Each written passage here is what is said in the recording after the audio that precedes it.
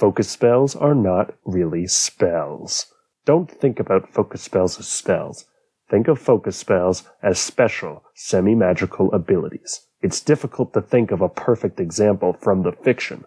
That's because even though focus spells all work the same, they can be flavored in many different ways.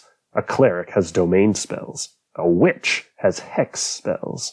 A monk has key spells. And a bard has musical composition spells. But if they all work the same, how do they work? If you watched the previous video about spellcasting, you know how spontaneous casters work, and you know how heightened spells work. So the best way to think about focus spells is as if you have a tiny, spontaneous caster on your shoulder. This spontaneous caster has 1 to 3 spell slots called a focus pool, and their repertoire consists of all your focus spells, not your regular spells. They have their own independent repertoire. And when they cast a focus spell, it costs 1 focus point. The tiny spellcaster on your shoulder is so tiny. That's how you can remember that focus spells are like cantrips. They get automatically heightened to half your level, rounded up. Your tiny caster is also so tiny, all they have to do is sleep for 10 minutes, and they'll regain 1 focus point. This is called refocusing. You can only refocus if you spent a focus point since the last time you refocused.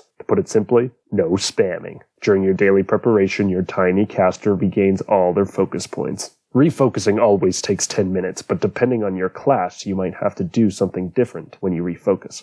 A monk, for example, has to meditate. Check what your class needs to do to refocus. Let's say you're a monk, and you want your monk to teach your tiny caster their key spells. And then, for some reason, you multi-class as a witch. You will also want to teach your tiny focus caster your hex spells. Your tiny caster can learn them both, but there's still just 1 tiny caster. That means that tiny caster knows any focus spell you know. You can add your focus pools together, but to a maximum of 3, and they can use any of your focus points for any of your focus spells.